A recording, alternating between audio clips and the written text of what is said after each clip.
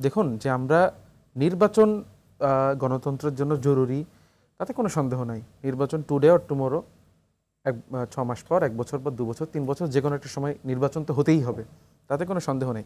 কিন্তু এই মুহূর্তে নির্বাচনের উপর এমফাসিস দেওয়া যে অন্তর্বর্তীকালীন সরকারের যে কোনো ব্যর্থতার জায়গায় যদি শুধু নির্বাচনকেই সামনে নিয়ে আসা হয় যে নির্বাচনটা হলেই এই সমস্যাগুলো সমাধান হয়ে যাবে, কেইপাবল লোক চলে আসবে, I don't agri at all. এবং আমি মনে করি এটা একটা শুভঙ্করের ফাঁকি আছে।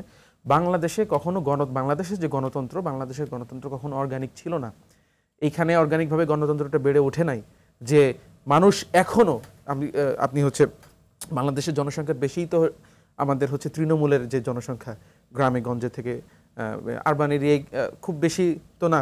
আপনি যদি ভোটের সংখ্যা যদি হিসাব করেন সেই জায়গাগুলোতেও আপনি ইভেন আপনি আরবান এরিয়াতেও আপনি ইসলামে যান, অন্য যে কোনো জায়গায় যান, আপনি দেখবেন আপনি যদি নির্বাচনের আগের রাতে 500-1000 টাকা ধরাই দেন, সে আপনাকে ভোটটা দিবে। সে কিন্তু এটা ফিল করছে না যে আগামী 5 বছর আমি এই 500 টাকার বিনিময়ে আমার জীবনের ভবিষ্যৎ 5টা বছর আমি এখানে বিকিয়ে দিলাম।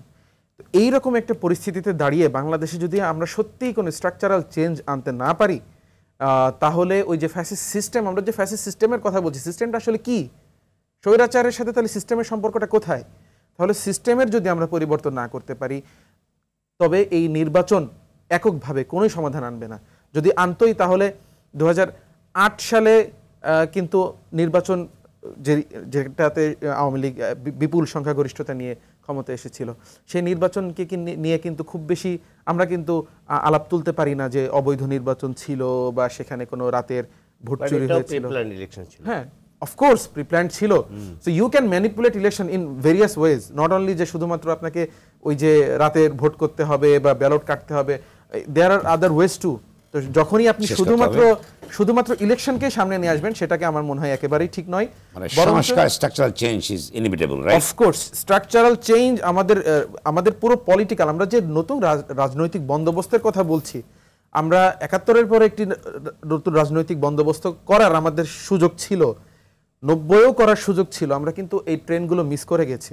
আমরা কিন্তু এই আমলাতন্ত্র যেই সিস্টেমে আমাদের এই দেশটা চলছে, আমরা যদি খুব কোর থেকে চিন্তা করি, তাহলে মোটামুটি এটা 300 বছরের একটা সিস্টেম, যেই ব্রিটিশরা যেই সিস্টেমটা চালু করে গেছে। কাজেই এই সিস্টেমটাকে পরিবর্তন না করতে যদি পারি, 90-এর পরে যেমন আবার একটি 24 আসার প্রয়োজন হয়েছে, 24-এর আবার 34 বছর পরে গিয়ে আবার দেখা যাচ্ছে যে 2058 সালে গিয়ে বা আরেকটা করা লাগতে পারে। পরিবর্তন জরুরি। ধন্যবাদ।